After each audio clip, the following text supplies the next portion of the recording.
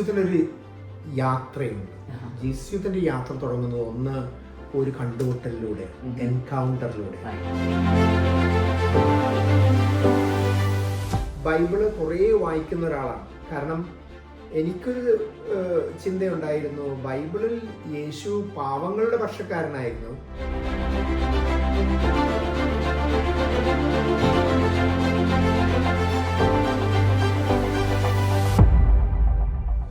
നമ്മളിപ്പോൾ ആയിരിക്കുന്നത് chevalier doctor Edward Edezhath ചേട്ടൻ്റെ കൂടെയും, നമ്മൾ എഡിച്ചേട്ടൻ എന്നാണ് സ്നേഹപൂർവ്വം ജീസുവിൽ എല്ലാവരും വിളിക്കുന്നത്. കൂടെ ചേട്ടൻ്റെ വൈഫ് ഓഡ്രി ചേച്ചിയോടും കൂടിയാണ്. നമ്മളിപ്പോൾ ഡാലസിലാണ്. എഡിച്ചേട്ടൻ ജീസുവിൻ്റെ ഒരു പ്രോഗ്രാമിന് വേണ്ടി ഡാലസിലെത്തിയിരിക്കുകയാണ്. ഷെക്കിന TV-യിലേക്ക് എഡിച്ചേട്ട, ഓഡ്രി ചേച്ചി, സ്വാഗതം. നമ്മളിപ്പോൾ ജീസുവിൽ ഒത്തിരി വർഷങ്ങളായിട്ട് ഇപ്പോൾ ഡാലസിൽ തന്നെയല്ല, ലോകം 40ഓളം രാജ്യങ്ങളിലായിട്ട് ജീസുവിത്ത് വ്യാപിച്ചിരിക്കുകയാണല്ലോ. അപ്പോൾ എഡിച്ചേട്ടൻ്റെ ആ ഒരു തുടക്കം മുതൽ ജീസുവിൽ ഒരു സാന്നിധ്യം ഉണ്ടായിരുന്നു. അപ്പോൾ എഡിച്ചേട്ടനെ കുറച്ചും കൂടെ പേരിലേക്ക് എത്തിക്കുക, അതായത് ജീസുവിത്തിന്റെ മൂവ്മെന്റ് പുതിയതായിട്ടുള്ള ജനങ്ങൾക്ക് എല്ലാവർക്കും അറിയുന്ന പുതിയതായിട്ടുള്ള കാര്യങ്ങളാണല്ലോ. അപ്പോൾ ജീസുവിത്തിന്റെ ഹിസ്റ്ററിയും ജീസുവിത്ത് എങ്ങനെയാണ് ഡെവലപ്പ് ചെയ്തതും ജീസുവിത്തിന്റെ മുന്നോട്ടുള്ള സ്വപ്നങ്ങളും എല്ലാം ഷെക്കിന TV ആയിട്ട് ഞങ്ങൾക്കൊന്ന് പങ്കുവയ്ക്കാവോ എന്ന് അറിയാനാണ് എഡിച്ചേട്ടാ. സന്തോഷം. Thank you for your time. അതിനോ ഇവിടെ നല്ല ബിസി ആയിട്ടുള്ള സമയത്തിനിടയ്ക്ക് ഞങ്ങൾക്ക് കുറച്ച് സമയം നൽകിയതിന് ഒത്തിരി നന്ദി. എഡിച്ചേട്ടാ, കുടുംബത്തെ പറ്റി ഒന്ന്, എവിടെ നിന്നാണ്, കുടുംബത്തിലെ കാര്യങ്ങളൊന്ന് കുറച്ചും കൂടെ ഒന്ന് ഞങ്ങൾക്ക് ഷെക്കിന TV ആയിട്ട് പങ്കുവയ്ക്കാവോ എഡിച്ചേട്ടൻ ചേച്ചി? എൻ്റെ ഇപ്പോഴത്തെ കുടുംബം എന്ന് പറയുമ്പോൾ എഡ്വേർഡ്, എഡി, ഓഡ്രി വൈഫ്, എന്താണ് 3 മക്കൾ. 3 പേരും US-ന്റെ 3 ഭാഗങ്ങളിലാണ്. അതായത് മൂത്തയാള് റാൽഫ് കാലിഫോർണിയയിൽ, വൈഫ് മാർത്തയും 5 കുട്ടികൾ. റാൽഫിന് 5 പെൺകുട്ടികൾ റാൽഫിന്. രണ്ടാമത്തത് നിക്കോള് ന്യൂ ജേഴ്സിയിൽ, ഡേവിഡ് ഹസ്ബൻഡ്. പിന്നെ നിക്കോളിന് ഒരു മോൻ ജോൺ. ഇളയാള് ഐഡൻ DC, വാഷിങ്ടൺ DC-യിൽ അവിടെയാണ് താമസിക്കുന്നത്, ജോലി ചെയ്യുന്നു. അവൻ സിംഗിളാണ്. 3 മക്കൾ.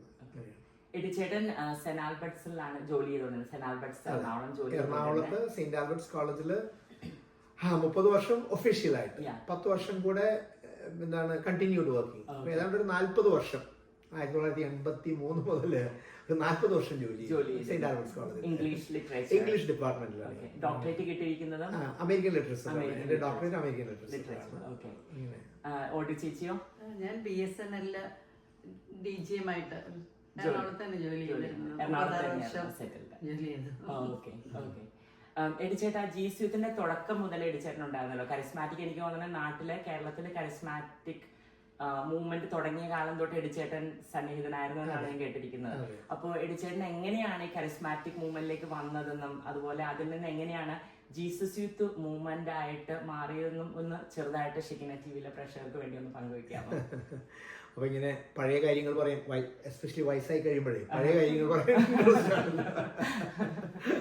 അപ്പോ എന്റെ ബിഗിനിങ്, ഞാൻ പ്രീ-ഡിഗ്രി, അന്ന് പ്രീ-ഡിഗ്രി +2 അല്ല, അന്ന് പ്രീ-ഡിഗ്രിയാണ്. പ്രീ-ഡിഗ്രി ഞാൻ കഴിയുന്നത് ഏതാണ്ട് 75-76. അപ്പോൾ നാച്ചുറലി ആ പ്രായം എന്ന് പറയുന്നത് ഈ മുടിയൊക്കെ എഴുന്നേറ്റ് നിൽക്കുന്ന പ്രായം. ധാരാളം ചോദ്യങ്ങളുള്ള, ധാരാളം അസ്വസ്ഥതകളുള്ള, എല്ലാത്തിനെയും ചോദ്യം ചെയ്യുന്ന ഒരു പ്രായമാണ്. അപ്പൊ ഞാൻ അങ്ങനത്തെ ഒരു സമയത്ത് എനിക്കൊരു നല്ലൊരു ഹെൽപ്പ് കിട്ടിയത്, എന്നെ പ്രത്യേകിച്ച് ഗൈഡ് ചെയ്യുന്ന ചില നല്ല സെമിനേരിയൻസ് ഒക്കെ എന്നെ ഡയറക്റ്റ് ചെയ്തു.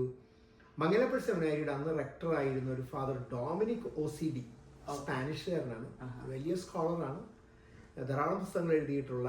അദ്ദേഹം കഴിഞ്ഞ കൊല്ലം മരിച്ചുപോയി. അപ്പോൾ ഈ ഡൊമിനിക് അച്ഛൻ്റെ അടുത്തേക്ക് എന്നെ ഡയറക്റ്റ് ചെയ്തു. ഡൊമിനിക് അച്ഛൻ വളരെ നന്നായിട്ട് ഞാനുമായിട്ട് തന്നെ സംസാരിക്കുകയും, അദ്ദേഹം വലിയ ആളായിരുന്നു, ഞാൻ ഈ കൊച്ചു പയ്യൻ, ഇന്നത്തെ കാലത്ത് +2 കഴിയുന്നു, സ്കൂൾ കഴിയുന്ന പയ്യൻ. അപ്പോൾ ഒരു 16-17 വയസ്സ്. അപ്പോൾ ആ സമയത്ത് വളരെ കാര്യമായി അദ്ദേഹം സംസാരിക്കുമായിരുന്നു. അദ്ദേഹം എനിക്ക് വായിക്കാൻ പുസ്തകങ്ങൾ തരുമായിരുന്നു. അന്ന് അദ്ദേഹം പറഞ്ഞൊരു സാധനം, ലോകത്തിൽ പലയിടത്തും ധാരാളം പേര് വിശ്വാസത്തിന്റെ അസ്വസ്ഥതകൾ കടന്നു പോകുന്നവർക്ക് ഇന്ന് അമേരിക്കയിലും മറ്റുമൊക്കെയുള്ള ഒരു പ്രസ്ഥാനമുണ്ട്, കരിസ്മാറ്റിക് റിന്യൂവൽ എന്ന് പറഞ്ഞുകൊണ്ട്. ഇത് വളരെ ഹെൽപ്ഫുള്ളാണ്. അങ്ങനെ അദ്ദേഹം തന്നെ എഡിറ്റ് ചെയ്തൊരു പുസ്തകം എനിക്ക് വായിക്കാൻ തന്നു. അങ്ങനെ ഞാൻ കരിസ്മാറ്റിക് റിന്യൂവലിനെ കുറിച്ച് വായിക്കാനായിട്ട് ഇടവന്നു. കുറച്ച് നാൾ കഴിഞ്ഞിട്ട് ബോംബെയിൽ നിന്ന് കേരളത്തിൽ ആദ്യമായി കരിസ്മാറ്റിക് റിന്യൂവൽ ഒരു റിട്രീറ്റ് ഒക്കെ നടത്താനായിട്ട് ഫാദർ ഫിയോ അദ്ദേഹം ഇപ്പോഴും ഉണ്ട്. അദ്ദേഹം വളരെ ഇൻ്റർനാഷണലി ഫാദർ ഫിയോയും ഫാദർ റൂഫസും അവർ ആദ്യമായി ധ്യാനങ്ങൾക്ക് വേണ്ടി വരുന്നു. ഒന്ന് കോഴിക്കോട്, രണ്ടാമത് എറണാകുളത്ത് വെച്ച്. അപ്പോൾ ഇത് എറണാകുളത്ത് വെച്ച് സംഘടിപ്പിച്ചത് ഈ ഫാദർ ഡൊമിനിക് ഓസീഡി ആയിരുന്നു, ഡൊമിനിക് ഫെർണാണ്ടസ് ആയിരുന്നു. അപ്പോൾ അദ്ദേഹമായിട്ട് ഞാൻ നല്ല അടുപ്പമാണ്. അദ്ദേഹം എന്നെ ഇൻവൈറ്റ് ചെയ്തു. ഞാൻ ഓൾറെഡി IKF എന്ന് പറയുന്ന ഒരു സംഘടനയിൽ ഞങ്ങൾ കുറേ പ്രവർത്തനമൊക്കെ ആയിട്ട് തോപ്പുംപടിയിലുള്ള ഒരു ലോക്കൽ യൂണിറ്റിൽ ഞാൻ ഓൾറെഡി ആക്റ്റീവാണ്. അതെ, അപ്പോൾ ഒരു കാത്തലിക് കോളേജ് സ്റ്റുഡൻസിൻ്റെ ഒരു മൂവ്മെൻ്റ് ആണ്. അത് ഞാൻ ഓൾറെഡി ആക്റ്റീവാണ്, അതിൻ്റെ ഒരു ലീഡർഷിപ്പിലുള്ളതാണ്. അപ്പോൾ ഞങ്ങളൊക്കെ കൂടെ ഇത് അറ്റൻഡ് ചെയ്യാൻ എറണാകുളത്ത് സെൻറ്റ് തെരേസസ് കോളേജിൽ വെച്ചാണ് ഈ ഒരു സെമിനാർ. അപ്പോൾ അതിൽ 1-2 ബിഷപ്സ് പങ്കെടുക്കാനുണ്ടായിരുന്നു, കുറേ അച്ഛന്മാർ പങ്കെടുക്കാനുണ്ടായിരുന്നു, സിസ്റ്റേഴ്സും. വലിയൊരു ഗ്രൂപ്പാണ്. ഒരു സെമിനാറായിട്ടായിരുന്നു, ധ്യാനമായിട്ടായിരുന്നില്ല. പക്ഷെ എങ്കിലും അതെനിക്ക് വളരെ ഹെൽപ്ഫുള്ളായിരുന്നു. പ്രത്യേകിച്ച് അവിടെ പ്രസൻറ്റ് ചെയ്തൊരു വലിയ പ്രാർത്ഥന കാര്യമായിട്ടല്ല ഞാനതിനെ കണ്ടത്. മറിച്ച് ഫാദർ ഫിയോ എന്നൊക്കെ പറഞ്ഞാൽ വളരെ ജോയ്ഫുള്ളാണ്, പാട്ടുകൾ വളരെ ജോയ്ഫുള്ളാണ്. ടോക്കാണെങ്കിലും രണ്ടുപേരും കൂടെ അങ്ങോട്ടും ഇങ്ങോട്ടും കാലുവാരലും തമാശയും വാളിപ്പുകളും ഒക്കെ ആയിട്ടുള്ള വളരെ ഒരു ജോയ്ഫുൾ സെമിനാർ ആയിരുന്നു. പക്ഷെ മറ്റൊന്നുകൂടി, ഞാൻ അതിനു മുമ്പ് ബൈബിള് കുറേ വായിക്കുന്ന ഒരാളാണ്. കാരണം എനിക്കൊരു ചിന്തയുണ്ടായിരുന്നു, ബൈബിളിൽ യേശു പാവങ്ങളുടെ പക്ഷക്കാരനായിരുന്നു. പക്ഷെ ഇന്ന് സഭയിൽ അതെല്ലാം പോയി, സഭ വളരെ പാപ്പരത്വത്തിലേക്ക് പോയി എന്നുള്ളൊരു ചിന്തയിൽ അങ്ങനത്തെ ഒരു പ്രവർത്തനമായിരുന്നു എൻ്റെ തന്നെ. അതുകൊണ്ട് ഈ ബൈബിൾ എനിക്ക് പുതുമയായിരുന്നില്ല. ഞാൻ ബൈബിൾ കുത്തിയിരുന്ന് വായിക്കുന്ന ഒരാളായിരുന്നു ഹൈസ്കൂളിൽ. കുടുംബത്തിൽ നിന്നുണ്ടായിരുന്നു. പ്രത്യേകിച്ച് എൻ്റെ ഒരു ആന്റി ലീജിയൻ ഓഫ് മേരിയിൽ വളരെ ആക്റ്റീവ് ആയിരുന്നു. അപ്പൊ അതുകൊണ്ട് തന്നെ ബൈബിൾ അന്ന് തന്നെ വീട്ടിലുണ്ട്. ഞാൻ ബൈബിൾ നേരത്തെ തന്നെ ഇരുന്ന് വായിക്കുന്ന ഒരു കൂട്ടത്തിലാണ്. ആരും എന്നോട് 6ാം ക്ലാസ്സിൽ വെച്ച് പറഞ്ഞിട്ടുണ്ട്, ഇംഗ്ലീഷ് നന്നാകാൻ നല്ലത് ഇംഗ്ലീഷ് ബൈബിൾ അച്ഛത്തിൽ വായിക്കണമെന്ന്. അതുകൊണ്ട് ഞാൻ എനിക്കൊരു ഇംഗ്ലീഷ് ബൈബിൾ ഉണ്ടായിരുന്നു. അങ്ങനെ ഞാൻ നന്നായിട്ട് ബൈബിളുമായിട്ട് നല്ല ഫെമിലിയർ ആണ്. പക്ഷെ ഈ ഒരു സെമിനാറിലാണ് ബൈബിളിന്റെ വേറൊരു ആംഗിള് കാണുന്നത്. പരിശുദ്ധാത്മാവ് പ്രവർത്തിക്കുന്ന, പരിശുദ്ധാത്മാവിന്റെ ഒരു പ്രവർത്തനം വളരെ ഭംഗിയായി ഞാൻ കാണുകയായിരുന്നു ഈ ഒരു സെമിനാറിലൂടെ. ഒന്നുകൂടി സംഭവിച്ചു. ഈ 76 ജൂൺ മാസത്തിലായിരുന്നു ഈ ഒരു സെമിനാർ. ആ സെമിനാറിന്റെ അവസാനത്തിൽ അന്നുണ്ടായിരുന്ന ഒരു ഫാദർ മാർസലീനോ, അദ്ദേഹം മംഗലപുരം സെമിനാറിലെ പ്രൊഫസറായിരുന്നു, സ്പാനിഷ് അച്ഛനാണ്. ഫാദർ മാർസലീനോയും ഫാദർ ഡൊമിനിക്കും കൂടി പറഞ്ഞു, നിങ്ങൾക്ക് ആർക്കെങ്കിലും ഈ കരിസ്മാറ്റിക് റിന്യൂവലിനെ കുറിച്ച് കൂടുതൽ അറിയാനും തുടരാനും താല്പര്യമുണ്ടെങ്കിൽ നമുക്ക് ഇവിടെ ഒന്നിച്ചു വരാം എന്ന് പറഞ്ഞുകൊണ്ട് അടുത്ത ആഴ്ച നമുക്ക് ഒന്നിച്ചു കൂടാന്ന് പറഞ്ഞു. അങ്ങനെ 76 ജൂലൈ മാസത്തിൽ സെന്റ് തെരേസസ് കോളേജിൽ വെച്ച് ഒരു പ്രെയർ ഗ്രൂപ്പ് ആരംഭിച്ചു. അപ്പം എനിക്ക് വളരെ എന്തൂസിയാസമായിരുന്നു. അതുകൊണ്ട് ഞാനതിൽ ആക്റ്റീവായിട്ടുണ്ട്. 76 ജൂലൈയിൽ ഞങ്ങൾ അങ്ങനെ തുടങ്ങി. ഒരു വിധത്തിൽ പറഞ്ഞാൽ എൻ്റെ ജീവിതത്തിൽ കരിസ്മാറ്റിക് റിന്യൂവലിൻ്റെ ആ ജേർണി എന്നെ സഹായിച്ചത് ഈ ഒരു ഗ്രൂപ്പാണ്. അത് ഇന്നുണ്ട്. ഇന്നിപ്പോൾ കാലത്ത്, ഇന്ന് ബുധനാഴ്ചയാണ്, ഇന്ന് കാലത്ത് അത് കൂടി. കോവിഡ് വന്നപ്പോൾ ഓൺലൈനായി. ഇപ്പൊ കഴിഞ്ഞ 49 വർഷമായി ഞാനപ്പോൾ ഗ്രൂപ്പ് മിസ് ചെയ്യാറില്ല. എനിക്ക് ജീസസ് യൂത്ത് എന്ന് പറയുന്ന എല്ലാം ഉണ്ടായതും ആ വിഷൻ ഉണ്ടായതും, ജീസസ് യൂത്തിന് ഒരു പ്രത്യേകത, വരദാനങ്ങളുടെ ഉപയോഗം അത് വ്യത്യസ്തമായ രീതിയിലാണ്. അല്ലെങ്കിൽ കരിസ്മാറ്റിക് ഈ വിശ്വാസത്തിന്റെ പങ്കുവയ്ക്കലും വിശ്വാസത്തിന്റെ ജീവിതവും ഒക്കെ ഒരു പ്രത്യേക രീതിയുണ്ട്. ഇത് അതിനുള്ളൊരു പരിശീലനം എനിക്ക് കിട്ടിയത് ഈ ഒരു വളരെ ഗ്രൂപ്പിലൂടെയാണ്. അത് ഇന്നും തുടരുന്നു, ഇത് കാലത്തും ഉണ്ടായിരുന്നു. ഇതാണ് എന്റെ ഒരു ജേർണി സ്റ്റാർട്ടിങ്. അതെ. അങ്ങനെ അത് കഴിഞ്ഞ ഏത് വർഷത്തിലാണ് ജീസസ് യൂത്ത് ആയിട്ട് ഫോം ചെയ്യുന്നത്? അതിനൊരു ഇതുള്ളത് അത് ഉടൻ തന്നെ 76 ഞങ്ങളൊക്കെ വന്നെങ്കിലും ഉടൻ കരിസ്മാറ്റിക് റിന്യൂവല് പെട്ടെന്ന് കേരളത്തിൽ അങ്ങോളം ഇങ്ങോളം വളർന്നു വന്നിട്ടില്ല. അന്ന് ഉടൻ തന്നെ ഞാൻ UC കോളേജിൽ ഞാൻ പഠിക്കാൻ ചേർന്നു. അവിടെ ആലുവയിൽ തന്നെയുള്ള ഒരു ലൊയോള എന്ന് പറയുന്ന ഒരു ജെസ്വിറ്റ്സിന്റെ ഒരു ഹൗസിൽ ഞാൻ താമസിക്കാൻ തുടങ്ങി. അവിടെ ഒരു ജോ കിഴക്കേടം എന്ന് പറഞ്ഞുകൊണ്ട് ഒരു അച്ഛൻ അമേരിക്കയിൽ നിന്ന് കരിസ്മാറ്റിക് നവീകരണത്തെ കുറിച്ച് പഠിച്ചിട്ട് അവിടെ വന്നു. അദ്ദേഹം പല ട്രെയിനിങ്സ് ഒക്കെ തുടങ്ങി. കേരളത്തിന്റെ പല ഭാഗത്തു നിന്നുള്ള അന്നുള്ള ലീഡേഴ്സ് അച്ഛന്മാരൊക്കെ ട്രെയിനിങ്ങിന് അവിടെ വരുമായിരുന്നു. അപ്പൊ ഞാൻ ഈ പയ്യനും ഉണ്ട് അവിടെ. അപ്പൊ അതുകൊണ്ട് ഇതുമായിട്ടൊക്കെ ഞാൻ അടുത്ത് ഇടപഴകാനായിട്ട് ഇടവന്നു. സത്യം പറഞ്ഞാൽ കേരളത്തിൽ ആദ്യം തുടങ്ങുന്ന ഒരു റിട്രീറ്റ് സെന്റർ എന്ന് പറയുന്നത് ഇന്നുള്ള റിട്രീറ്റ് സെന്റേഴ്സ് വിചാരിക്കുന്നതല്ല. ആദ്യം ഫാദർ ആർമണ്ടും ഫാദർ ഗ്രേഷ്യനും ഫാദർ വിൻസെന്റും OFM അവരൊക്കെ ഞങ്ങളുടെ ഈ ട്രെയിനിങ്ങിന് വരികയും അവരാണ് ആദ്യം പാല, അടുത്ത് അസീസി, ഭരണങ്ങാനമാണ് ആദ്യത്തെ ഒരു റിട്രീറ്റ് സെന്റർ. ഇത് കഴിഞ്ഞിട്ട് ഓരോരോ റിട്രീറ്റ് സെന്റർ ആരംഭിച്ചു. പിന്നീട് മഞ്ഞുമ്മൽ റിട്രീറ്റ് സെന്റർ തുടങ്ങി. പിന്നെ എനിക്ക് തോന്നുന്നു ഒരു 80കളൊക്കെ വരുന്ന കുറച്ച് കഴിഞ്ഞിട്ടാണ് പിന്നീട് എന്താണ് പോട്ട വരുന്നത്. പോട്ടയില് എന്താണ് പോപ്പുലർ മിഷൻ തരത്തില്. അപ്പൊ ഇങ്ങനെ ഒരു പടിപടിയായിട്ട് കരിസ്മാറ്റിക് നവീകരണം വളരാൻ തുടങ്ങി. ഞങ്ങളുടെ ഒരു കേരളത്തിൽ പലതുമായി ഞങ്ങളുടെ ഈ ഒരു ഗ്രൂപ്പ് ഇതിനെല്ലാത്തിന്റെയും നടുക്കുണ്ടായിരുന്നു. ആ സമയത്താണ് ബിഷപ്പ് ജെറോം, അദ്ദേഹം 77 മംഗലപുരം സെമിനാരിയിൽ വെച്ച് ഒരു കരിസ്മാറ്റിക് ധ്യാനം, ബിഷപ്പ് ജെറോം എന്ന് പറയുന്ന കൊല്ലം രൂപതയുടെ എന്താണ് അദ്ദേഹം അപ്പൊ തന്നെ ഏതാണ്ട് റിട്ടയർമെന്റ് ആയിട്ടുണ്ടായിരുന്നു. അദ്ദേഹം ഒന്ന് അറ്റൻഡ് ചെയ്തു. ഞാനിപ്പോഴും ഓർക്കുന്നു, അദ്ദേഹം ഈ ആലുവയിൽ നിന്ന് കൊല്ലത്തേക്ക് പോകുന്ന വഴിയിലാണ് തായ്ക്കാട്ടുകാരിൽ ഞാൻ ഈ പറഞ്ഞ ലയോള ഞങ്ങൾ താമസിക്കുന്നത്. ഞങ്ങൾ 3 പേരെയും കൂടി, ഞാനുണ്ട്, ഫാദർ ജോ കിഴക്കേടം, അദ്ദേഹം കരിസ്മാറ്റിക് യൂണിയന്റെ വലിയ അതോറിറ്റിയാണ്, പോൾ ലെന്തപ്പറമ്പിൽ എന്ന് പറഞ്ഞിട്ട് അവിടെ തന്നെയുള്ള വേറെ ഒരു സീനിയർ അച്ഛനുണ്ട്. ഞങ്ങൾ 3 പേരും കൂടി വിളിച്ചിട്ട് ഈ ബിഷപ്പ് ജെറോം പറഞ്ഞൊരു സാധനമാണ്, കരിസ്മാറ്റിക് നവീകരണം കാട്ടുതീ പോലെ പടരുകയാണ്. ഇത് പടരും, പക്ഷേ കാട്ടുതീ വേണ്ട രീതിയിൽ കൺട്രോൾ ചെയ്തില്ലെങ്കിൽ അത് നശിപ്പിക്കും. അതുകൊണ്ട് ഫോർമേഷൻ ആവശ്യമാണ്, ട്രെയിനിങ് ആവശ്യമാണ്. അന്ന് അദ്ദേഹം പ്രപ്പോസ് ചെയ്തതാണ് ലീഡേഴ്സിനെ ഒന്ന് വിളിച്ചു കൊണ്ടുവരണം. കരിസ്മാറ്റിക് നവീകരണം വേറെ ഒന്നുകൂടിയുണ്ട്, അതിപ്പോൾ ഒരു പെൻറ്റക്കോസ്റ്റൽ സ്റ്റൈലാണ് കരിസ്മാറ്റിക് നവീകരണത്തിൻ്റെ. ഇവിടെ നേതൃത്വം ഉണ്ടാവും, പക്ഷെ ഒരു നേതാവിനും വേറെ നേതാവിനെ അംഗീകരിക്കാൻ പറ്റില്ല. അത് ഇന്നും പ്രശ്നമാണ് കേട്ടോ. അപ്പോൾ ഈ ഐക്യം പ്രശ്നമായിരിക്കും. ആ ഐക്യം ഉണ്ടെങ്കിൽ ഒരു പക്വത ഉണ്ടാവുള്ളൂ, ആഴം ഉണ്ടാവുള്ളൂ. അതല്ലെങ്കിൽ വെടിക്കെട്ടായിരിക്കും, വലിയ കാര്യങ്ങൾ നടക്കും, പക്ഷെ പക്വത ഉണ്ടാവില്ല. അപ്പൊ അങ്ങനെയാണ് ബിഷപ്പ് ജെറോമിന്റെ ഒരു ഇൻട്രസ്റ്റിലാണ് ഞങ്ങൾ ഒന്നുകൂടി പ്രാവശ്യം കൂടി കേരളത്തിൽ അന്നുള്ള എല്ലാ ലീഡേഴ്സിനെയും ലിസ്റ്റ് ചെയ്തു.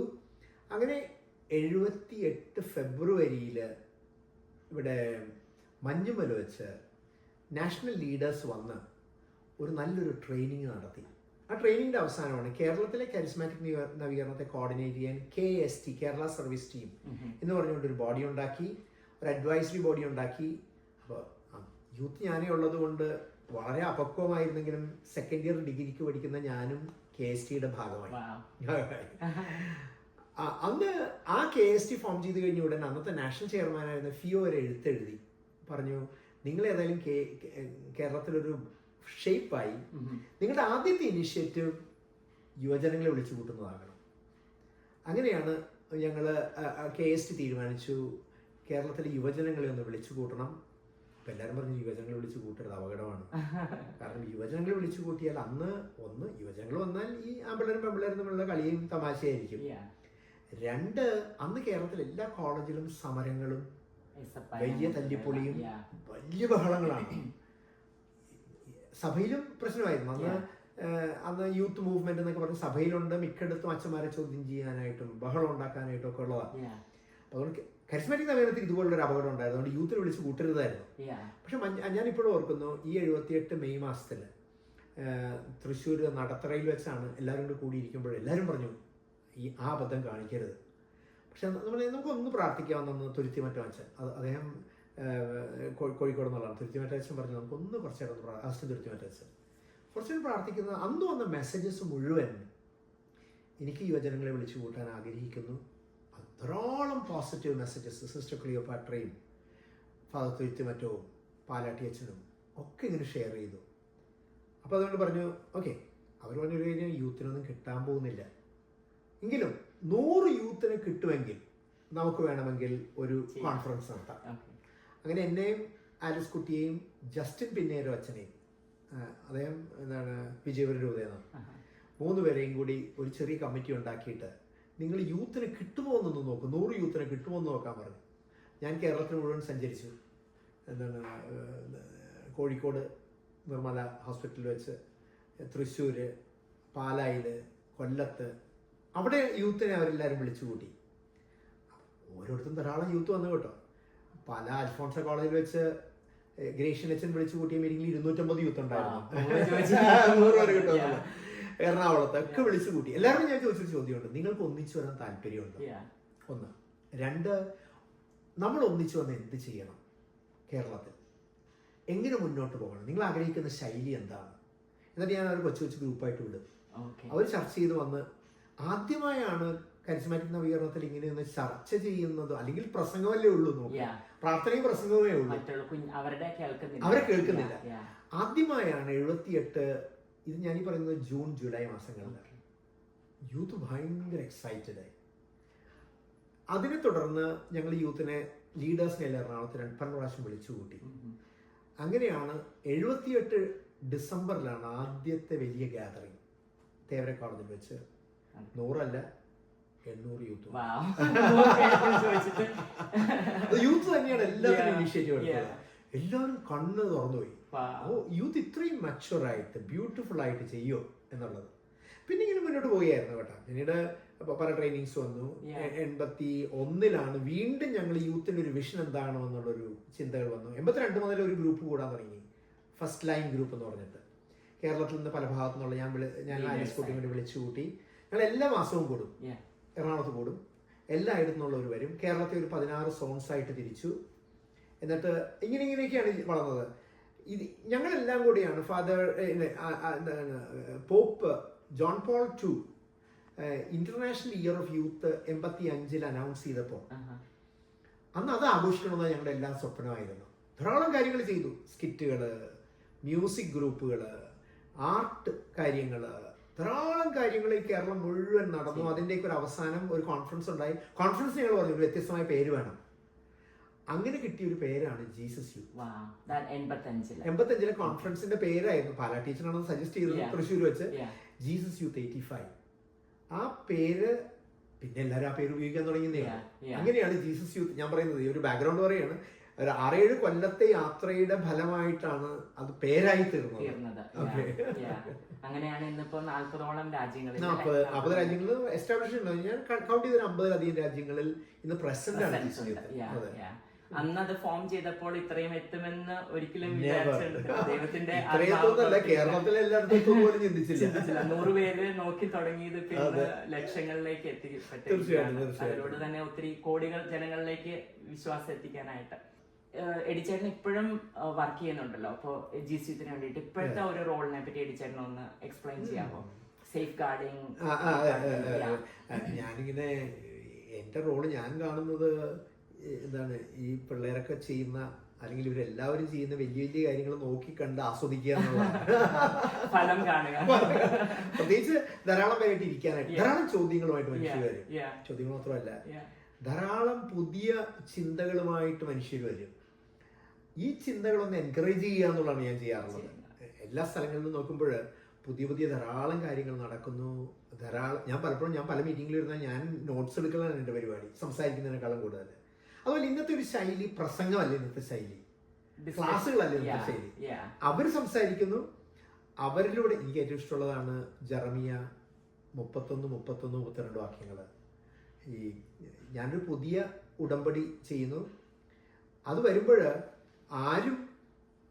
ആരോടും പറയേണ്ടതില്ല കർത്താവിനെ അറിയുക എന്നുള്ളത്. ആരും സഹോദരനോടോ അയൽവാസിയോടോ പറയേണ്ടതില്ല കർത്താവിനെ അറിയുക എന്ന് പറയേണ്ടതില്ല, അവരറിയും എന്ന് ഞാൻ പറയുന്നു എന്ന് പറയുന്നത് പോലെ ചിലപ്പോഴെങ്കിലും ഇന്നത്തെ ഇത് കാണുമ്പോൾ ധാരാളം പേർക്ക് പ്രവർത്തിക്കാനായിട്ടും ചിന്തിക്കാനായിട്ടും ധാരാളം സ്വപ്നങ്ങളുള്ളവരാണ് എല്ലാവരും. പ്രത്യേകിച്ചൊരു ആത്മാവിൻ്റെ സ്പർശനം കിട്ടിയവർ. ഒരു പ്രശ്നമേ ഉള്ളൂ, ഞാൻ ചിലപ്പോൾ വിചാരിക്കും നമ്മുടെ ഇടയിലൊക്കെ too much teaching, too much training. അതിന് വേറെ അപകടം കൂടിയുണ്ട്. ഈ വ്യത്യസ്തത അടിച്ചു നടത്താനായിട്ട് കൂടി ഇടവരും. മനുഷ്യർ വളരെ വ്യത്യസ്തരാണ്. അതെ. അപ്പോൾ അത് കൺട്രോൾ, പ്രത്യേകിച്ച് കേരളം പോലെയൊക്കെ ഉള്ള സ്ഥലത്ത് ഈ കൺട്രോൾ സ്പിരിച്വാലിറ്റി വളരെ കൂടുതലാണ്. എല്ലാം കൺട്രോളാണ്. നമുക്ക് ഏറ്റവും ഇഷ്ടമുള്ളവർക്ക് അനുസരിക്കുക എന്ന് പറയാനായിട്ടാണ്. അനുസരിക്കല്ലേ എന്ന് പറയാൻ നമുക്ക് പേടിയാണ്. കാരണം അനുസരിക്കുക എന്ന് വെച്ചാൽ സഹകരിക്കേണ്ടെന്നല്ല അർത്ഥം. മറിച്ച് ഞാൻ വ്യത്യസ്തനാണ്, എന്നിലൂടെ വ്യത്യസ്തമായിട്ട് പ്രവർത്തിക്കും, ആത്മാവിന്റെ വരദാനം വളരെ വ്യത്യസ്തമായിരിക്കും. ലീഡർഷിപ്പിലുള്ളവർക്കും എന്നെ അനുസരിക്കുക എന്ന് പറയുന്നതിനേക്കാൾ ഉപരിയായിട്ട് ചിലപ്പോൾ പോപ്പ് ഫ്രാൻസിസ് പറഞ്ഞ എനിക്കിഷ്ടമാണ് സിനഡാലിറ്റി. നമ്മൾ ഒന്നിച്ചു കൊണ്ടുവരാനായിട്ടും കേൾക്കാനുമാണ് ലീഡർഷിപ്പ് കൂടുതൽ സമയം എടുക്കേണ്ടത്. കാരണം എല്ലാവരും കൂടെ സംസാരിക്കുകയാണ്. ഇത് ഈ വ്യത്യസ്തതകൾ എങ്ങനെ ഒന്നിച്ചു പോകാമെന്നുള്ളത് ഞാൻ മിണ്ടാതിരുന്ന് ശ്രദ്ധിച്ചാലേ മനസ്സിലാവുള്ളൂ. എന്റെ റോള് ഞാൻ പറയുകയാണ്. എന്റെ റോള് അതെ, active listening, actively synthesising, actively bringing together. പക്ഷെ എന്റെ തസ്തിക പറയുകയാണെങ്കിൽ ഒന്ന് ഒരു ഫോർമേഷൻ ടീമുണ്ട്, അതിന്റെ ആനിമേറ്ററാണ് ഞാൻ, ഇന്റർനാഷണൽ ആനിമേറ്ററാണ്. കുറച്ചുകൂടി പ്രധാനപ്പെട്ടത് ഇന്നിപ്പോ സഭയില് ഈ സഭ വളരെ വിജിലന്റ് ആണ്, എസ്പെഷ്യലി സെക്ഷൽ അബ്യൂസിന്റെ കാര്യത്തിലൊക്കെ.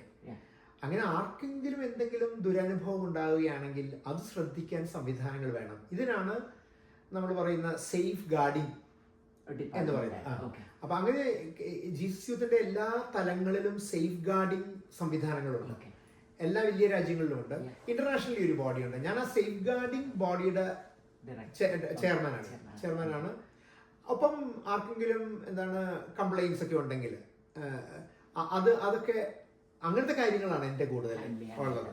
അതോടൊപ്പം തന്നെ എഡിച്ചേട്ടൻ എല്ലാ രാജ്യങ്ങളിലൂടെയും ആരെങ്കിലും ഞാൻ പോകും. ഇപ്പൊ ഡാലസിൽ അങ്ങനെ വന്നിരിക്കുകയാണ്. കാരണം ഡാലസിൽ കഴിഞ്ഞ ആഴ്ചയിൽ ഈ അമേരിക്കയുടെ വിവിധ ഭാഗങ്ങളിലുള്ള സീനിയർ ജീസസ് യൂത്ത് അവരുടെ ഒരു 3 ദിവസത്തെ ഒരു ഒന്നിച്ചു വരവുണ്ടായി. അപ്പൊ അവിടെ ഉണ്ടാകാനായിട്ടാണ് ഇപ്പൊ ഞാൻ ബാക്കി എല്ലാ ടീമുകളൊക്കെ ഈ ദിവസങ്ങളിൽ ഇരിക്കുന്നത്. ഇതാണ് എന്റെ ഒരു ടിപ്പിക്കൽ യാത്രകൾ.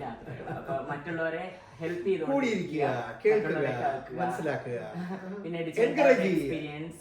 ഞങ്ങൾക്ക് ഒത്തിരി പഠിക്കാൻ അത് കിട്ടുമല്ലോ.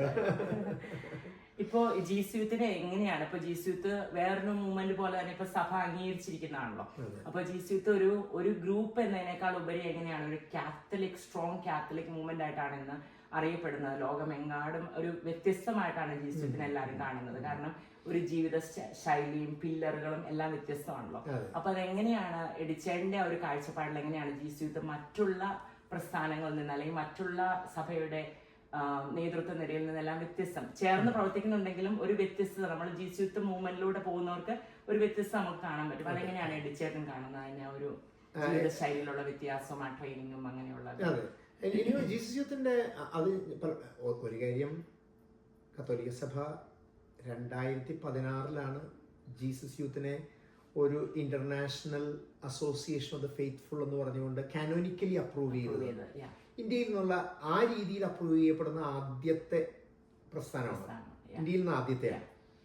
എന്നുവെച്ചാൽ അൽമായരും അച്ഛന്മാരും മുതിർന്നവരൊക്കെ കൂടി ഒന്നിച്ചു വരുന്ന അതാണ് എക്ലേസിയൽ മൂവ്മെന്റ്സ്. അങ്ങനത്തെ ആദ്യമായിട്ടാണ് ജീസസ് യൂത്ത് അപ്രൂവ് ചെയ്യപ്പെടുന്നത്. ഏഷ്യയിലെ രണ്ടാമത്തെയാണ്. കാരണം ഫിലിപ്പീൻസ് എന്നുള്ള കപ്പിൾസ് ഫോർ ക്രൈസ്റ്റ് എന്ന് പറയുന്ന വേറൊരു മുന്നേറ്റമുണ്ട്. അതാണ് ഈ കാറ്റഗറിയിൽ തന്നെ. അവരായിരുന്നു അതിനു മുമ്പ് അപ്രൂവ് ചെയ്യപ്പെടുന്നത്. അപ്പൊ ജീസസ് യൂത്ത് ആണ് രണ്ടാമത്തേത്.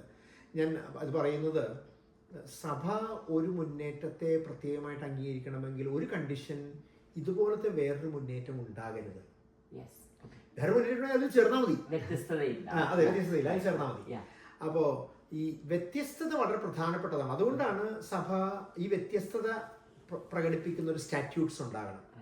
ആ സ്റ്റാറ്റ്യൂട്ട്സ് അവർ കാര്യമായി നോക്കും. ആ വ്യത്യസ്തത ഉണ്ടെങ്കിലേ അങ്ങനത്തെ ഒരു മൂവ്മെന്റ് അംഗീകരിക്കപ്പെടുള്ളൂ. ഞാൻ ചിന്തിക്കുന്നത് ജീസസ് യൂത്ത് വളരെ വളരെ വ്യത്യസ്തമാണ്. ഇന്നത്തെ ഞാൻ പ്രത്യേകിച്ച് ധാരാളം മൂവ്മെന്റ്സിന് അടുത്ത് മനസ്സിലാക്കുന്നതിനെ കുറിച്ച് ക്ലാസ്സുകൾ എടുക്കുന്ന ഒരാളാണ്. സഭയിൽ ധാരാളം പുതിയ മൂവ്മെന്റ്സ് ഉണ്ട്. ഈ പുതിയ മൂവ്മെന്റ്സിന് വളരെ വ്യത്യസ്തമാണ് ജീസസ് യൂത്ത്.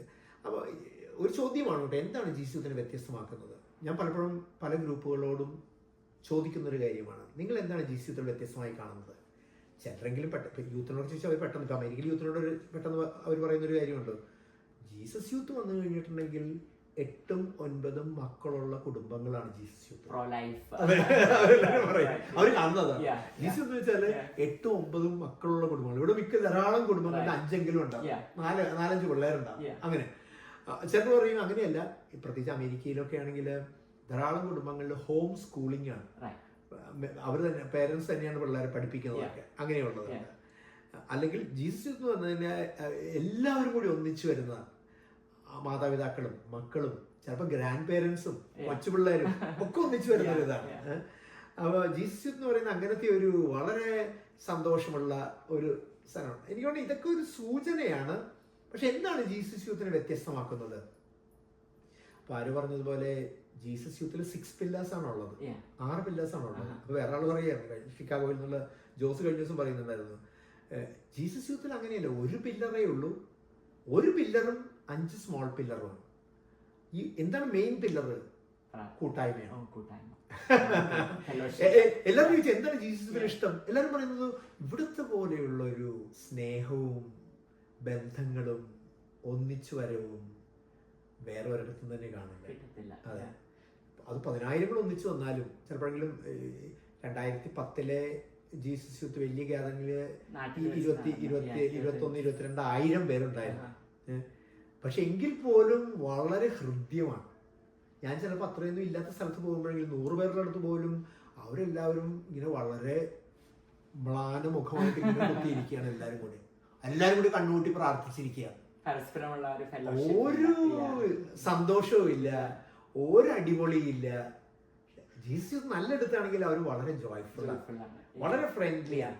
ലോകത്തിന്റെ എല്ലാ രാജ്യങ്ങളും ഒന്നിച്ചു വന്നാലും പരസ്പരം അറിയാം. ഒരേ ഒരു എല്ലാവരും കൂടി അറിയാതെ ഒരു കാഴ്ചപ്പാടിൽ വരും. പക്ഷെ എന്നാലും അതോടൊപ്പം പ്രാർത്ഥനയുള്ള, വചനത്തിന് ഊന്നലുള്ള, ആത്മാവിന്റെ വരദാനങ്ങൾക്ക് ഊന്നൽ കൊടുക്കുന്ന, പിന്നെ ജീസസിന്റെ ഒപ്പം അവരവരുടെ രീതിയിൽ മിഷൻ ചെയ്യുന്ന, അവരവരുടെ രീതിയിൽ മിഷൻ ചെയ്യുന്ന. അപ്പൊ ഞാൻ ഫ്ലോറിഡയിലാണല്ലോ. സൗത്ത് ഫ്ലോറിഡയിൽ ഞങ്ങൾക്ക് ഹൗസ് ഹോൾഡ് എന്ന് പറഞ്ഞിട്ട് ഗ്രൂപ്പുണ്ട്. അപ്പൊ ജീസസിന്റെ എല്ലായിടത്തും ഹൗസ് ഹോൾഡ്. ഈ ദിവസങ്ങളിൽ അവർ ഹൗസ് ഹോൾഡിന്റെ രീതി മാറ്റി. സാധാരണഗതിയിൽ എപ്പോഴും വരുന്നാലും ആദ്യം പ്രാർത്ഥനയായിട്ടാണ് തുടങ്ങുന്നത്. ഇവരിത് മുഴുവൻ മാറ്റിയിട്ട് ഇവർ ചെയ്യുന്നൊരു സാധനം, ആദ്യത്തെ ഭാഗം എല്ലാവരുടെയും ഈ ഒരു മാസം എന്ത് മിഷനാണ് ദൈവം എന്നിലൂടെ ചെയ്തത് എന്നുള്ളതാണ് എല്ലാവരും ഷെയർ ചെയ്യുന്നത്. അപ്പൊ എല്ലാവരും വളരെ വാചാലമാകും. കൊച്ചു കൊച്ചു സാധനങ്ങൾ. ഞാൻ ഇന്ന എൻ്റെ ജോലി സ്ഥലത്ത് ഒരാൾ ഇന്നത് എന്നോട് പറയുകയായിരുന്നു. ഞാൻ ഇന്നൊരു ഫാമിലിയുമായിട്ട് ഞാൻ ഇങ്ങനെ ഇരുന്നു, ഇന്നടുത്ത് ഞാൻ സ്റ്റോറിൽ പോയപ്പോൾ ഒരാളെ കണ്ട് ഞാൻ സംസാരിക്കുകയായിരുന്നു, അങ്ങനെ ചെയ്യായിരുന്നു. കൊച്ചു കൊച്ചു കാര്യങ്ങളിലൂടെ എല്ലാവരും മിഷനറിയാണ്. പക്ഷെ മിഷൻ എന്ന് പറയുന്നത് നമുക്ക് പഴയകാലത്തൊരു ചിന്തയുണ്ടായിരുന്നു, മിഷൻ എന്ന് പറഞ്ഞാൽ എവിടെയെങ്കിലും പോകലാണെന്നുള്ളത്, മിഷൻ എന്നുള്ളത്. ചിലപ്പോ സഭയിലും സംഭവിച്ച ഒരു അപകടം, മിഷൻ എന്ന് വെച്ചാൽ എവിടെയോ പോകുന്നതാണ്, എന്തോ ചെയ്യുന്നതാണ് മിഷൻ. അത് നമുക്കുള്ളതല്ല. മറിച്ച് ഈ പറയുന്ന എൻ്റെ ജീവിത സാഹചര്യത്തിലുള്ള ഒരു മിഷൻ, ഈ ഒരു ചിന്തയും വളർച്ചയും അതിൻ്റെ ഒരു സന്തോഷവും അതിൽ നിന്ന് വരുന്ന ഒരു ആധ്യാത്മികമായ ആഴവും ഇത് പങ്കുവയ്ക്കാനുള്ളൊരു വേദിയും, അങ്ങനത്തെ കൂട്ടായ്മകൾ, ഈ മിഷൻ പങ്കുവയ്ക്കുന്ന കൂട്ടായ്മകളും, ഇതൊക്കെയാണ് എനിക്ക് തോന്നുന്നത് ജീസസിനെ വ്യത്യസ്തമാക്കുന്നത്. ഓർഡർ ചേച്ചിയോട് ചോദിക്കാനുള്ളത്, ഇപ്പോൾ എഡിച്ചേറിന്റെ കൂടെ തുടക്കം മുതലേ ഉണ്ടായിരുന്നല്ലോ. അപ്പോൾ ഓർഡർ ചോദിച്ച് കല്യാണം കഴിഞ്ഞിട്ടാണോ ജീസസിലേക്ക് വരുന്നത്? അതെങ്ങനെയാണ്? അപ്പോൾ കുടുംബത്തിൽ എങ്ങനെയാണ് ആ ഒരു മൂവ്മെന്റ് മുന്നോട്ട് കൊണ്ടുപോകാൻ? നല്ലൊരു സപ്പോർട്ട് ഇല്ലാതെ എഡിച്ചേറിന് ഇങ്ങനെ ഓടി നടക്കാൻ പറ്റില്ലല്ലോ. എനിക്ക് തോന്നുന്ന ഒരു കുടുംബത്തിൽ നിന്ന് പാർട്ട്ണർ നന്നായിട്ട് സപ്പോർട്ട് ചെയ്താൽ മാത്രമേ ഉള്ളൂ സുവിശേഷത്തിന് പൂർണ്ണമായിട്ട് ഇറങ്ങിപ്പോകാൻ പറ്റത്തുള്ളൂ. അതിപ്പോ എങ്ങനെയാണ്? ഞാനൊരു അമ്മയാണ്, 3 മക്കളുടെ അമ്മയാണ്. അപ്പോൾ ഒരു അമ്മ എന്നുള്ള നിലയിലും ഒരു വൈഫ് എന്നുള്ള നിലയിലും എങ്ങനെയാണ് ചേച്ചി അത് മാനേജ് ചെയ്തുകൊണ്ടിരുന്നത്? എങ്ങനെയാണ് പുതിയ തലമുറയ്ക്ക് അതൊന്ന് ഞങ്ങൾക്കൊന്ന് പറഞ്ഞു തരാനായിട്ട് എങ്ങനെ സപ്പോർട്ട് ചെയ്യാൻ പറ്റും എന്നൊന്ന് പറഞ്ഞു തരാമോ ഞങ്ങൾക്ക് വേണ്ടിയിട്ട്? കല്യാണം കഴിഞ്ഞ ശേഷമാണ് ഞാൻ ജീസസ് യൂത്തിലേക്ക് വന്നത്. അതിനു മുമ്പ് ഞങ്ങളുടെ കുടുംബത്തിലെ ബാക്ക്ഗ്രൗണ്ട് അനുസരിച്ച് അച്ഛന്മാരും കന്യാസ്ത്രീകളും ഒക്കെ ഉള്ള അങ്ങനത്തെ ഒരു കത്തോലിക്ക സഭ. എൻ്റെ അപ്പച്ചന്റെ ചേട്ടൻ ഒരു അച്ഛൻ, വളരെയധികം മൈക്കിൾ പനക്കൽ അച്ഛൻ, വളരെയധികം സംഗീതവും പാട്ടുകളൊക്കെ എഴുതി പഠിപ്പിക്കുകയും അങ്ങനെ ഒരു അന്തരീക്ഷത്തിൽ നിന്നാണ് കുടുംബത്തിലേക്ക് വന്നത്. അപ്പൊ എനിക്കും വളരെ ഇഷ്ടത്തോടു കൂടിയാണ് ഇങ്ങനെ ഒരു ചേട്ടൻ എപ്പോഴും ആക്റ്റീവ്ലി ഇൻവോൾവ് ആണെന്ന് എനിക്കിങ്ങനെ ഒരു അത്. അപ്പം അതെല്ലാം വളരെ സന്തോഷത്തോടു കൂടിയാണ് വന്നത്. ചേട്ടൻ നേരത്തെ പറഞ്ഞതുപോലെ എന്നെയും ഏറ്റവും അധികം സ്വാധീനിച്ചിട്ടുള്ളത് ഈ ഫെല്ലോഷിപ്പാണ്. ഈ ഫെല്ലോഷിപ്പിലൂടെയാണ് നമുക്ക് ചേട്ടൻ എത്ര യാത്ര ചെയ്താലും കുട്ടികളുടെ കാര്യങ്ങൾ നോക്കാനും ഒക്കെ ഉള്ള ഒരു കൃപ കിട്ടിയത്, സന്തോഷം കിട്ടിയതും എല്ലാം ഈ ഫെല്ലോഷിപ്പാണെന്ന് പറയാം. കാരണം ആദ്യകാലത്തെല്ലാം ഞങ്ങൾ എറണാകുളത്ത് എൻ്റെ BSNLന്റെ ക്വാർട്ടേഴ്സ് ഉണ്ടായിരുന്നു, അവിടെയാണ് താമസിച്ചിരുന്നത്. അപ്പൊ ഈ കുട്ടികൾ ജിസ് യൂത്ത് ആദ്യം തുടങ്ങുന്ന എല്ലാ കോളേജ് സ്റ്റുഡൻസും എല്ലാവരും വന്ന് അവിടെയാണ് പല മീറ്റിങ്ങുകളൊക്കെ നടത്തുന്നതുമെല്ലാം. അതൊക്കെ വളരെ സന്തോഷമുള്ള കാര്യമായിരുന്നു. കുട്ടികൾക്കാണെങ്കിലും വളരെയധികം വളരെ ത്രില്ഡായിരുന്നു ചേട്ടന്മാരും ചേച്ചിമാരും ഒക്കെ വരുന്നതും വീട്ടിൽ താമസിക്കുന്നതും ഒക്കെ. അപ്പൊ അതുകൊണ്ട് പ്രത്യേകിച്ചൊരു ടെൻഷനോ സ്ട്രെസ്സോ ഒന്നും എനിക്ക് വീട്ടിലുണ്ടായിട്ടില്ല. അത് കുട്ടികളെ വളർത്തുന്ന കാര്യങ്ങളിലാണെങ്കിലും എല്ലാം വളരെ സന്തോഷമായിട്ട് ചെയ്യാനായിട്ടാണ് പറ്റിയത്. എപ്പോഴും വീട്ടിലുള്ള ഗ്യാതറിങ്സും എല്ലാം അങ്ങനെ പോയിക്കൊണ്ടിരിക്കുന്നത്. ഇപ്പൊ എഡിച്ചതിന്റെ കൂടെ തന്നെ മിഷനിലെല്ലാം ചേച്ചി പോകും. അതെ, ഞാൻ എല്ലായിടത്തൊന്നും പോവാറില്ല, എന്നാലും വളരെ സന്തോഷപൂർവ്വം. ഞങ്ങളുടെ വീട്ടിലുള്ള എല്ലാ അനുഗ്രഹങ്ങൾക്കും കാരണം എനിക്ക്, ഞാൻ ഇടയ്ക്ക് പറഞ്ഞ എപ്പോഴും ജിസ് യൂത്ത് എന്നുള്ളതിൽ കൂടിയാണ് എല്ലാം കിട്ടിയിരിക്കുന്നത്. ആ ഒരു എല്ലാ അനുഭവങ്ങളും എക്സ്പീരിയൻസ് ലൈഫിലെല്ലാം, കുഞ്ഞുങ്ങളുടെ കാര്യങ്ങളിലെല്ലാം. അപ്പൊ എല്ലാരും ചോദിക്കും എങ്ങനെയാണത്. എനിക്ക് അങ്ങനെ ഒരു ടെൻഷൻ തോന്നിയിട്ടേ ഇല്ല. എപ്പോഴും വളരെ സന്തോഷപൂർവ്വമാണ് എല്ലായിടത്തും അയക്കുന്നതും. അത് നല്ലൊരു ഭാഗ്യമാണ്. കാരണം ഒരു കുടുംബത്തിൽ രണ്ടുപേരും ഒരുമിച്ച് പ്രവർത്തിക്കാന്ന് പറയുന്നത് അത്ര എളുപ്പമുള്ള ഒരു കാര്യമല്ല കർത്താവിന് വേണ്ടി ഓടുമ്പോഴാണ്. എനിക്കെന്നാ ഇങ്ങനെ പ്രാർത്ഥനാനുഭവങ്ങളൊന്നും പങ്കുവെക്കാനുള്ള, ഞാൻ അങ്ങനെ കൂടുതലായിട്ട് പ്രാർത്ഥിക്കും. അങ്ങനെ എരിച്ചേട്ടൻ്റെ കൂടെ ഇരിക്കുന്നില്ല. എപ്പോഴും എരിച്ചേട്ടൻ ഇങ്ങനെ ഇതുപോലെ ടോക്കൊക്കെ കൊടുക്കുമ്പോഴും ഷെയർ ചെയ്യുമ്പോഴും അത് കേട്ട് രസിച്ചിരിക്കാനാണ് എനിക്ക് ഷെയർ ചെയ്യാൻ ഭയങ്കര മടിയുള്ള കൂട്ടത്തിലാണ് എപ്പോഴും.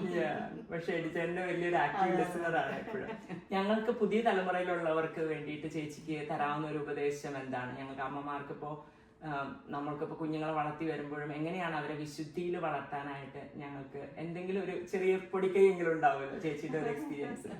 അങ്ങനെ പറയുകയാണെങ്കിൽ ഞാൻ നേരത്തെ പറഞ്ഞതുപോലെ ഇങ്ങനെ ആ ഒരു നമ്മൾ തമ്മിലുള്ള സ്നേഹവും, എനിക്ക് ആദ്യം മുതലേ കല്യാണത്തിന്റെ സമയത്ത് എരിച്ചേട്ടൻ എന്ത് പറഞ്ഞാലും സമ്മതിച്ചു തരുന്ന ആളാണ്. ഒരു കാര്യത്തിന് എന്നോട് അരുതെന്നൊന്നും പറയുകയില്ല. അതുപോലെ തന്നെയാണ് ഞങ്ങളുടെ വീട്ടിലും കുട്ടികൾക്കും അതേ ഒരു ഫ്രീഡമാണ് കൊടുത്തിരിക്കുന്നത്. അപ്പം പ്രാർത്ഥനയ്ക്കാണെങ്കിലും ഒരു കാര്യത്തിന് വേറെ നിർബന്ധിക്കേണ്ട കാര്യമൊന്നുമില്ല. എല്ലാം അതനുസരിച്ച് അങ്ങനെ നമ്മൾ തമ്മിലുള്ള സ്നേഹവും സന്തോഷവുമാണ് അവര് കണ്ടുപഠിക്കുക, മാതൃകയായിട്ട് ജീവിക്കുക. എങ്ങനെയാ അവരെ സാക്രമെന്റലി എല്ലാം കുഞ്ഞിലെ എന്നും പള്ളി കൊണ്ടുപോകാനും ഒക്കെ ചേച്ചിയാണോ കൂടുതലും എടിച്ചേട്ടൻ യാത്ര ചെയ്യുമ്പോൾ എല്ലാം ചെയ്തുകൊണ്ടിരുന്നത്? അത് ഞങ്ങള് രണ്ടുപേരുമാണെന്ന് പറയാം. ഞാൻ പ്രത്യേകിച്ച് അങ്ങനെ എടിച്ചേട്ടന്റെ തന്നെയാണ് എല്ലാം പ്രാർത്ഥന ജീവിതത്തിലെ ഇൻഫ്ലുവൻസ് എല്ലാം. അവരിപ്പോ 3 പേരും ആക്റ്റീവായിട്ട് ഇവിടെ തന്നെ ഉണ്ടല്ലോ അല്ലേ? എടിച്ചേട്ടാ, പിന്നെ ഒരു ഇത്, ഇപ്പോ എടിച്ചേട്ടൻ ഇങ്ങനെ യാത്ര ചെയ്യുമ്പോൾ യുവജനങ്ങളുടെ ഏറ്റവും ഒരു മറുപടി കൊടുക്കാൻ ബുദ്ധിമുട്ടുള്ള ഒരു ചോദ്യം എന്താ എടിച്ചേട്ടന് തോന്നിയിരിക്കുന്നത്? അതായത് ഇപ്പൊ അവർക്ക് ഒത്തിരി ചോദ്യങ്ങളുണ്ട് അല്ലെ? കർത്താവിനെ സംബന്ധിച്ച് നമ്മളിപ്പോ അച്ഛന്മാര് ഹോമിലി പറയുമ്പോഴും എന്ത് പറയുമ്പോഴും അവരുടെ ഉള്ളില് യുവജനങ്ങൾ എന്നുള്ള ഒരു രീതിയിൽ അവർക്ക് ഒത്തിരി ചോദ്യങ്ങളുണ്ട്. അതിൽ എടിച്ചേട്ടന് ഏറ്റവും ഇതായിട്ട് തോന്നിയിരിക്കുന്ന ഏറ്റവും വലിയൊരു പ്രശ്നം അല്ലെങ്കിൽ അവരുടെ ഏറ്റവും വലിയൊരു ചോദ്യം എന്താണ്? കർത്താവിലേക്ക് അടുക്കാൻ അവരെ തടയപ്പെടുന്നതും അല്ലെങ്കിൽ കത്തോലിക്ക സഭയോട് ചേർന്ന് നിൽക്കാനും അവരെ പ്രിവെന്റ് ചെയ്യുന്ന ഒരു ചോദ്യം എന്തായിട്ടാണ് എടിച്ചേട്ടന് തോന്നിയിരിക്കുന്നത്? എനിക്ക് തോന്നുന്നു യുവജനങ്ങളുടെ വലിയൊരു അസ്വസ്ഥത അവർ കാണുന്ന ഒരു വിശ്വാസ ജീവിതവും വിശ്വാസം എങ്ങനെയാണ് ജീവിക്കുക എന്നുള്ളത് അവർക്ക് വലിയൊരു ഉതപ്പാണ്. ഈ പറയുന്നത് കുറേ പ്രാർത്ഥനയുണ്ട്, തീരാത്ത ധ്യാനങ്ങളുണ്ട്, അല്ലെങ്കിൽ അവര് അതുപോലെ വചന പഠനമുണ്ട്. പക്ഷേ എന്താണ്, ബെനഡിക്ട് പനാറമൻ പാപ്പ പറയുമായിരുന്ന പോലെ ഇന്നത്തെ ഏറ്റവും വലിയൊരു ഉതപ്പെന്ന് പറയുന്നത് ഈ വിശ്വാസത്തിന്റെ സന്തോഷമില്ലാത്ത മനുഷ്യരാണ് എന്ന് പറയുന്നത്. അതിൻ്റെ അർത്ഥമുള്ളൊരു സാധനമാണ്. ഉയർത്തെഴുന്നേറ്റ ക്രിസ്തുവിനെയാണ് ജീവിക്കുന്നതെങ്കിൽ അത് നൽകുന്നൊരു സ്വാതന്ത്ര്യവും അത് കാണുന്ന ഒരു അംഗീകാരവും ആരെയും ഉള്ളിലേക്ക് കൊണ്ടുവരാനായിട്ടുള്ള, ആരുടെ കൂടെയും പോകാനായിട്ടുള്ള ഒരു രീതിയും ഒരു വിധത്തിൽ ഈ വർദ്ധിക്കുന്ന പ്രാർത്ഥന, ഞാൻ പറയുന്നത് ഈ അടിച്ചേൽപ്പിക്കപ്പെടുന്ന, വർദ്ധിക്കുന്ന, വലുതാകപ്പെടുന്ന ഈ പറയുന്ന സഭ എന്ന് പറയുന്ന സാധനം, വലിയ സഭ, അത് കുറെ ചടങ്ങുകളാണല്ലോ. ചടങ്ങുകൾ കൂട്ടാൻ, പെരുന്നാൾ കൂട്ടാൻ, ഈ ചിട്ടകൾ കൂട്ടാൻ കുറച്ചു പേർക്ക് ഇതൊക്കെ കുഴപ്പമുണ്ടാവില്ല. പക്ഷെ പുറത്ത് കിടക്കുന്ന വലിയൊരു വിഭാഗത്തിന് ഇതൊക്കെ വെറും അവരുടെ ജീവിതമായിട്ട് യാതൊരു ബന്ധമില്ല. അവർ ജീവിക്കുന്ന അവരുടെ ഹൃദയത്തിന്റെ ഒരു ജീവിതമുണ്ട്, അവരുടെ ഒരു സംസ്കാരമുണ്ട്, അവരുടെ ഒരു ഭാഷയുണ്ട്. പക്ഷെ എങ്ങനെ ചെയ്യാൻ? ഈശോ ഏതായാലും എന്താണ്, ദേവാലയത്തിലേക്ക് അവരെ വിളിച്ചില്ല, സിനഗോഗിലേക്ക് അവരെ വിളിച്ചില്ല. ഈശോ അങ്ങോട്ടാണ് ചെന്നത്, അവിടെയാണ് ഇരുന്നത്. അപ്പോ യുവജനങ്ങൾ പിന്നെ അത് കാണിക്കും, ബാക്കിയുള്ളവർ കാണിക്കില്ല. എല്ലാവരുടെയും ഒരു പ്രശ്നം അവരുടെ ഇടയിലേക്ക് ചെല്ലുന്ന ഒരു വിശ്വാസ ജീവിതം ഇല്ലാത്തത്, അവരുടെ ഭാഷകൾ, അവരുടെ രീതികൾ അങ്ങനെ സാധിക്കണമല്ലോ.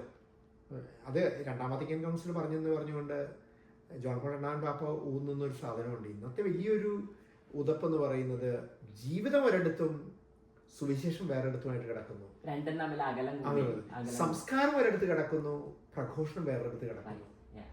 യുവജനങ്ങളുടെ സംസ്കാരമായിട്ട് എന്താ ബന്ധമുള്ളത്? യുവജനങ്ങളുടെ ഇഷ്ടങ്ങളുമായിട്ട് വിശ്വാസ ജീവിതത്തിന് എന്താ ബന്ധമുള്ളത്? ജീസസ് യൂത്തിലാണ് നടക്കുന്നത്. ഞാൻ ജീസസ് യൂത്തിനെ തന്നെ ചിലപ്പോഴെങ്കിലും ഞാൻ വെല്ലുവിളിക്കുന്നത് എങ്ങനെ എളുപ്പമല്ല. ഉടൻ നമ്മൾ പ്രാർത്ഥനാ മീറ്റിംഗ് എന്ന് പറയും. ഞാൻ ചിലപ്പോൾ പിള്ളേരോട് പറയും, പ്രാർത്ഥനാ മീറ്റിംഗ് എന്നുള്ളൊരു വാക്ക് പ്രത്യേകിച്ച് ഇന്നത്തെ കോളേജില് അരോചകമായൊരു വാക്കാണ്. വേറെ എന്തെങ്കിലും വാക്ക് ഉപയോഗിക്കുക. പ്രാർത്ഥന ഉണ്ടാകാം, പക്ഷെ പ്രാർത്ഥനാ മീറ്റിംഗ് എന്ന് കേട്ടാൽ ധ്യാനം എന്ന് കാരണം അവരുടെ ജീവിതമായിട്ട് ബന്ധം. ധ്യാനം എന്ന് കേട്ടാൽ ആര് വരും? എങ്ങനെ ധ്യാനം എന്നുള്ളൊരു വാക്ക് യുവജനങ്ങൾക്ക് റെലവെന്റ് ആകും? അപ്പൊ നമുക്ക് ആളെ കിട്ടുന്നില്ല. ആളെ കിട്ടുന്നുണ്ട്, വലിയൊരു വിഭാഗത്തിന് ഒരു ചെറിയ ശതമാനം വരുന്നുണ്ട്. കുറച്ച് വർഷങ്ങൾക്ക് മുമ്പ് CBCI ഒരു സർവേ നടത്തി ഇന്ത്യയിൽ. അന്ന് പറഞ്ഞത് നമ്മുടെ ഇടവകളിൽ 5% യൂത്ത് കണക്ട് ചെയ്യപ്പെടുന്നുണ്ട്. ചില പറയുന്നത് അതും ഇല്ലെന്നാണ് പറയുന്നത്. വളരെ കുറച്ച്, ഏതാണ്ട് 5% യൂത്ത് കണക്ട് ചെയ്യപ്പെടുന്നുണ്ട്. 95% ഈ ചടങ്ങുകളൊന്നും റെലവെന്റേ അല്ല. ഇത് ഞാൻ സഭയെ മാത്രം വിട്ട് പറയല്ല, ജീസസ് യൂത്തിന്റെയും പ്രോബ്ലം തന്നെ. ജീസസ് യൂത്ത് ആണെങ്കിലും നമ്മൾ ഇച്ചിരി കഴിയുമ്പോൾ ഇവരെല്ലാം മറക്കുന്നു, നമ്മളെല്ലാം മറക്കുന്നു. നമ്മൾ കംഫർട്ടബിള് ഇന്ന കാര്യങ്ങളാണ്. നമുക്ക് ഇന്ന പ്രാർത്ഥനയല്ലല്ലോ, ഇന്ന രീതികളും എനിക്ക് ഞാൻ അത്രയാണോന്ന് എനിക്കറിയില്ല. പക്ഷേ ഞാൻ വെല്ലുവിളിക്കുന്നത് think out of the box. ഒരു പുതിയ രീതിയിൽ ഈ ഒന്നിച്ചു വരുമ്പോൾ പ്രത്യേകിച്ച് യുവജനങ്ങൾ എന്തിനു പ്രാർത്ഥനയായിട്ട് തുടങ്ങണം? എന്തിന് ആക്ഷൻ സോങ് ഇതുപോലെ ചെയ്യണം?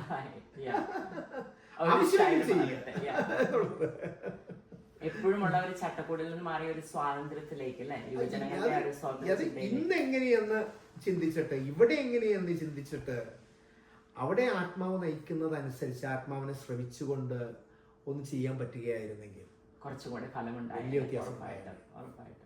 അത് സഭയിൽ എളുപ്പമല്ല.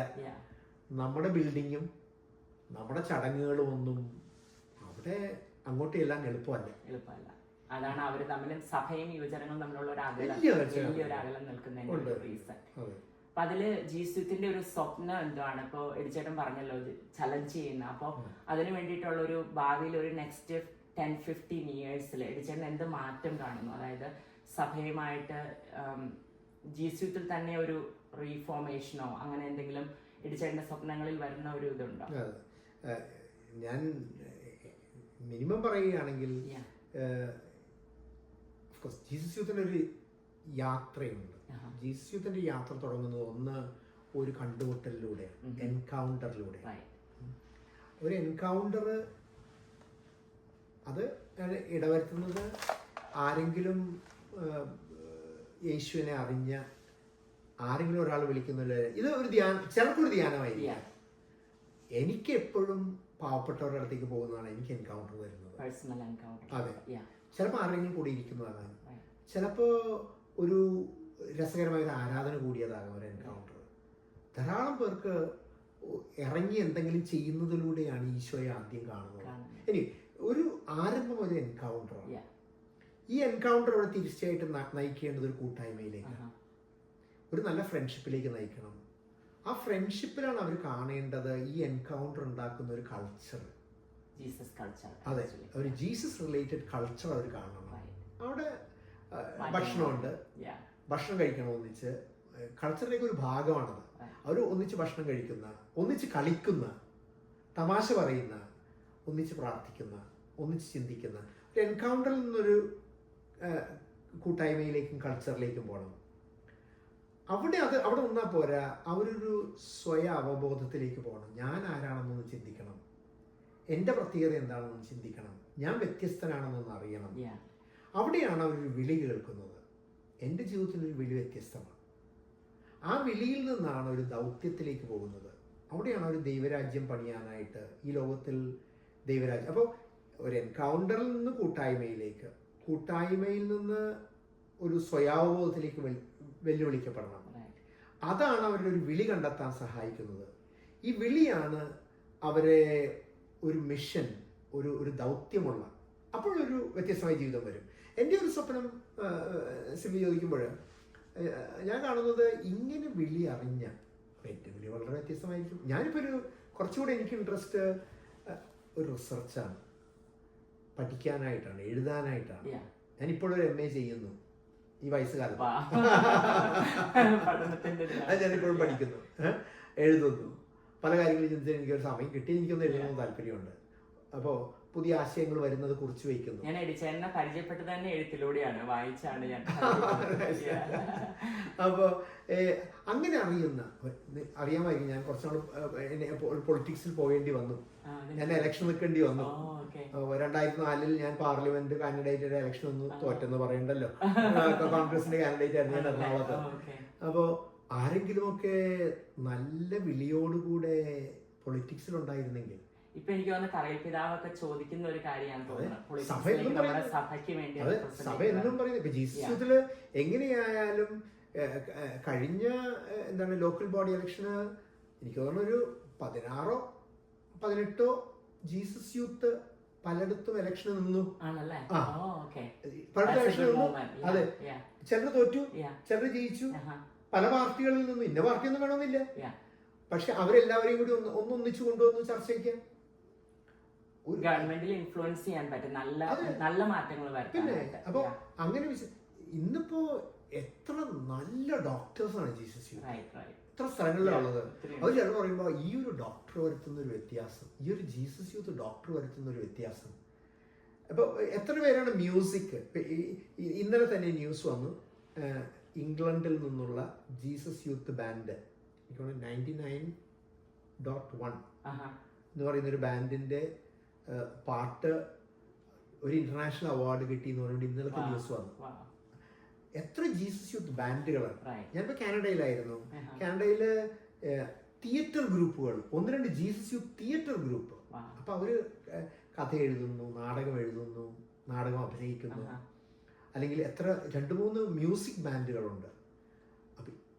അപ്പൊ ആ പിള്ളേർ പറയുന്നത്, ഞാൻ ഇതുപോലെയുള്ള ഒരു തിയേറ്റർ ഗ്രൂപ്പിൽ വന്നില്ലായിരുന്നെങ്കിൽ ഞാൻ ഈശോയെ കാണൂലായിരുന്നു. അവർക്ക് കൊട്ടിരിക്കുന്ന കാരിസ് ഉപയോഗിച്ച് കാണാൻ പറ്റുള്ളൂ. അപ്പൊ ഞാനീ പറയുന്നത്, ആരെങ്കിലും ഒക്കെ ബാങ്കേഴ്സ്, ബിസിനസ് പീപ്പിൾ, നല്ല ബിസിനസ് പീപ്പിൾ ഉണ്ടായിരുന്നെങ്കിൽ, നല്ല പൊളിറ്റീഷ്യൻസ് ഉണ്ടായിരുന്നെങ്കിൽ, ധാരാളം പേര് വൈദിക വൃത്തിയിലേക്ക് പോകുന്നുണ്ട്. എത്രയോ പേരാണ് അച്ഛന്മാരാകുന്നത്, എത്ര പേരാണ് സിസ്റ്റേഴ്സ് ആകുന്നത്. എനിക്ക് തോന്നുന്നു. പക്ഷെ ഇവര് തമ്മിൽ ഒരപകടമുണ്ട്. എനിക്ക് കിട്ടി എന്നിട്ട് ഞാൻ എല്ലാം പിന്നെ മറക്കുന്നു. ഈ പ്രത്യേകിച്ച് വൈദികരുടെ ഫോർമേഷനെ കുറിച്ച് ജോൺ പോൾ രണ്ടാമൻ പാപ്പ എഴുതിയതാണ് പാസ്തോറസ് ദാബോ വോബിസ് എന്നാണ് ഡോക്യുമെന്റിന്റെ പേര്. ആ ഡോക്യുമെന്റിൽ ജോൺ പോൾ രണ്ടാമൻ പാപ്പ പറയുന്നത്, ഇന്നത്തെ മുന്നേറ്റങ്ങളിൽ നിന്ന് ധാരാളം ദൈവവിളി വരും. പക്ഷെ ആ ദൈവവിളി വന്നു കഴിഞ്ഞാലും അവരാ മുന്നേറ്റത്തിൽ നിന്നുള്ള ബന്ധം വിടരുത്. ചിലപ്പോൾ നമ്മുടെ അച്ഛന്മാർ പറയും, നിങ്ങൾ ഇനി അച്ഛന്മാരെ ഇനി എന്തിനായിട്ടാണ് ജീസസ് യൂത്തിൽ പോകുന്നത്. തിമ്മിയച്ഛൻ എനിക്ക് തോന്നുന്ന ജീസസ് യൂത്ത് മൂവ്മെന്റിനോട് ചേർന്ന്. അതെ അതെ. അപ്പൊ എനിക്ക് തോന്നുന്നു, ഈ ഞാനത് അച്ഛന്മാരെ കുറിച്ച് മാത്രമല്ല പറയുന്നത്, സിസ്റ്റേഴ്സ് ആകാം, അല്ലെങ്കിൽ ബിസിനസ്സുകാരാകാം, അവരുടെ തറവാടിനോടുള്ളൊരു ബന്ധം. കാരണം ജീസസ് യൂത്ത് 5 വർഷം മുമ്പുള്ള ജീസസ് യൂത്ത് അല്ല ഇന്നത്തെ ജീസസ് യൂത്ത്. ഇത് മാറിക്കൊണ്ടിരിക്കുകയാണ്.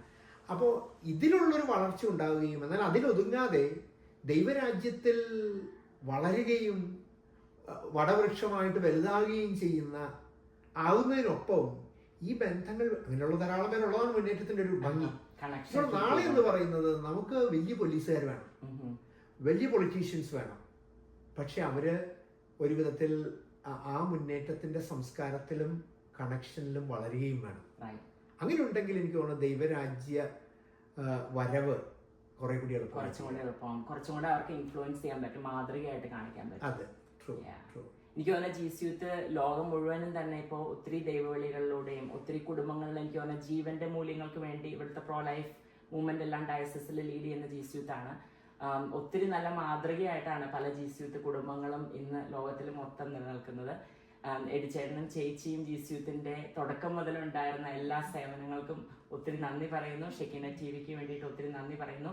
ഞങ്ങൾക്ക് വേണ്ടിയിട്ട്, ഞങ്ങളുടെ യൂത്തിന് വേണ്ടിയിട്ട് ഒരു മെസ്സേജ് എഡിച്ചേട്ടന് തരാൻ പറ്റുമോ? അതായത് ജീസസ് യൂത്തിൽ ഒന്നും ഉൾപ്പെടാത്ത ഒത്തിരി യുവജനങ്ങൾ ഉണ്ടാവും ഇത് കേൾക്കുന്നത്. അപ്പോൾ അവർക്ക് വേണ്ടിയിട്ട് ഒരു മെസ്സേജ്, സഭയോട് ചേർന്ന് നിൽക്കാനായിട്ടുള്ള ഒരു മെസ്സേജ് എഡിച്ചേട്ടൻ എന്താണ് കൊടുക്കാൻ പറ്റുന്നത്?